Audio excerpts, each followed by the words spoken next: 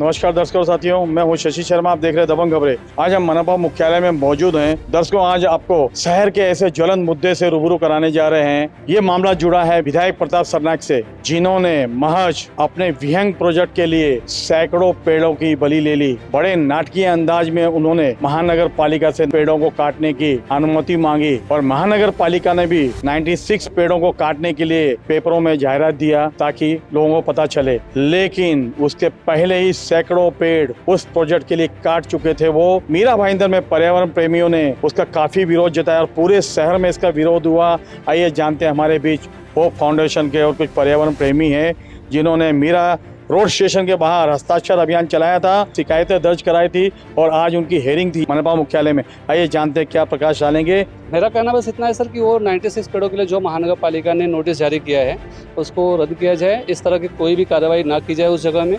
चेना गांव का वो एरिया इको सेंसिटिव जोन में आता है, जिसके जहाँ पे इको सेंसिटिव जोन में जहाँ पे कि कोई भी पेड़ का डाली तक काटने के लिए कंसर्न अथॉरिटी से परमिशन लिया जाता है। बिना परमिशन लिए महानगर पालिका ने जो नोटिस जारी किया है गलत है और ऑलरेडी हम लोग ग्लोबल वार्मिंग से जूझ रहे हैं। हमारे शहर की हालत बहुत ख़राब है, तो इस तरह का कोई भी कार्य करने के पहले अधिकारी ध्यान दें।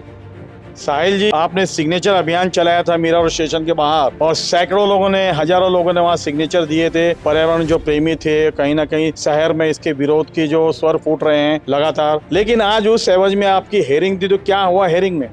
सर, सिग्नेचर कैंपेन में हमको 500 से ज़्यादा लोगों के सपोर्ट मिल चुके हैं अब तक और उन लोगों ने बोला है कि कभी कहीं ज़रूरत पड़ेगी तो आप बुलाना, हम साथ में आएंगे। आज मुझे सुनवाई के लिए बुलाया गया था महानगर पालिका में संजय सिंधे साहब के पास। उनसे हमसे पूछा कि आपका क्या तकरार है। तकरार हमने लिखित में दे दिया।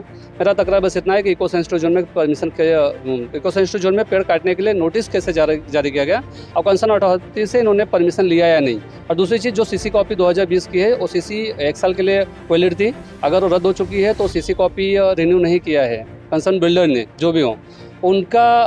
अगर सीसी का कॉपी वैलिड नहीं है तो फिर महानगर पालिका ने इस तरह से कैसा नोटिस जारी कर दिया कोई पेड़ काटने वाले हैं। अगर हमारे शहर की पब्लिक ने ध्यान नहीं दिया होता तो ये तो पेड़ कटाई की तैयारी चालू हो गई होती। और जबकि मैं जगह पे जाके आया हूँ, वहाँ पे सर पेड़ काटे गए हैं, काफ़ी सारे पेड़ काटे गए हैं, काफ़ी सारे पेड़ों की डालियाँ कटी हुई दिखती हैं। मेरे पास फोटोग्राफ्स वीडियो है, मैं आपको दिखा सकता हूँ। सर, मैंने environment minister central government Bhupendra Yadav ji के पास मेल के द्वारा सारा डॉक्यूमेंट्स उनको भेजा हुआ है, कंप्लेन किया हुआ है।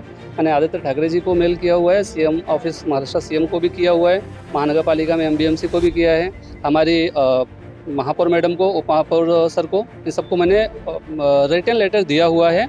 इसके आगे अगर कार्रवाई बराबर से नहीं होती है, इसके आगे अगर जो भी वृक्ष कटाई की तैयारी चल रही है, अगर उस पर रोकथाम नहीं की जाती है तो हम इसके लिए कोर्ट तक जाएंगे। सर, आप भी आज हेयरिंग में गए थे? यस। तो आपको क्या अंदाजा लगा कि जो संजय सिंधे जी हैं इस पे क्या एक्शन लेंगे? क्या सरनाईक के इस प्रोजेक्ट को आवेदन देंगे? नहीं, हम होप करते हुए एक्शन लेंगे। वो बोल रहे डेवलपमेंट के नाम पे हो रहा है। डेवलपमेंट अगर पब्लिक के लिए होना चाहिए, किसके लिए होगा? खाली इंडिविजुअल के लिए हो रहा है। अगर हम डेमोक्रेसी में रह रहे हैं और डेवलपमेंट खाली इंडिविजुअल के लिए हो तो क्या फ़ायदा डेवलपमेंट? अगर झाड़ काट के बिल्डिंग बनेंगे और हम नहीं रह पाएंगे तब तक, तो हम अगेंस्ट है इसके लिए। अपनी ज़िंदगी में क्या करते हैं?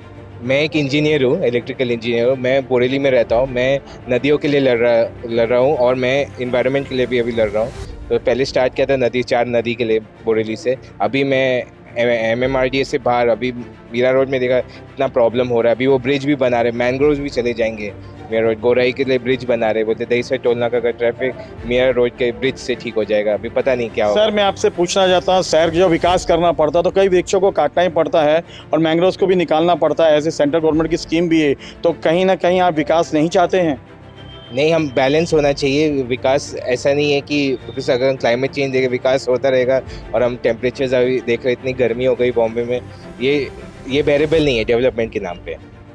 देखिए, किस तरह से पर्यावरण प्रेमी ने कहा है कि विकास तो चाहिए लेकिन एनवायरनमेंट को जो है उसकी रक्षा करते हुए विकास होना चाहिए। मैं दर्शकों आपको बताना चाहता हूं, इस पूरे मुद्दे पे चलते हैं हम। उपायुक्त संजय सिंधे से क्या कहना चाहेंगे और क्या प्रकाश डालेंगे इस पूरे मामले पे? मीरा भाईंदर महापालिका के वृक्ष प्राधिकरण समिति के सामने एक डेवलपर का एप्लीकेशन आया था। उन्होंने पेड़ काटने के लिए परमिशन मांगी थी। उस जब एप्लीकेशन आता है तो प्राधिकरण कमेटी के ऑफिसर होने के नाते मुझे पेपर में जाहिरात देके सजेशन ऑब्जेक्शन मांगनी पड़ती है लोगों के। तो हमने पेपर में जाहिरात दी थी और उसके ऊपर आज हेयरिंग ली है। टेंटेटिवली 65 to 67 एप्लीकेशन आए थे। उसमें से 20 एक लोग यहाँ उपस्थित थे हेयरिंग के लिए। तो उनका हियरिंग हुआ है, उनका जो कुछ कहना है वो हमने ऑन रिकॉर्ड लिया है। अभी ये सब डिसीजन माननीय वृक्ष प्राधिकरण समिति के सामने रखेंगे, फिर आगे नियमों के अनुसार कार्रवाई होंगी। 96 पेड़ काटने के लिए एप्लीकेशन आया है, उसी हिसाब से हमारा प्रोसीजर है।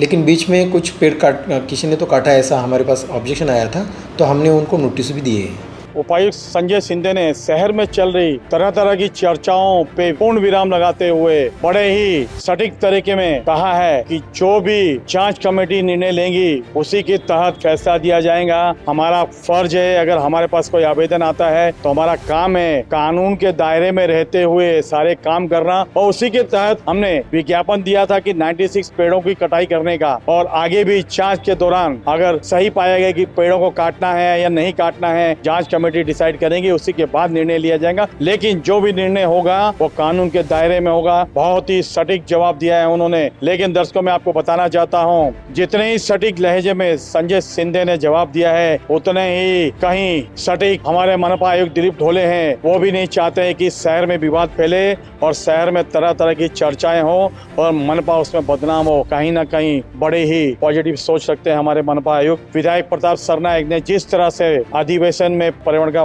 नुकसान होने के खिलाफ जो आवाज बुलंद की थी, कहीं न कहीं उन्होंने अपनी ही आवाज को दबाते हुए ऐसा कृत्य किया है कि वहाँ पे अपने प्रोजेक्ट के लिए उन्होंने कई पेड़ों की बलि ले ली, जो कि निंदनीय है और शहर के हर व्यक्ति उनकी निंदा कर रहा है इस कृत्य के लिए। अब देखना है कि सरनाईक बैकफुट पे आते हैं या मनपा आयोग इस मुद्दे को यहीं पूर्ण विराम देते हुए उनकी एप्लीकेशन को स्थगित करते हैं।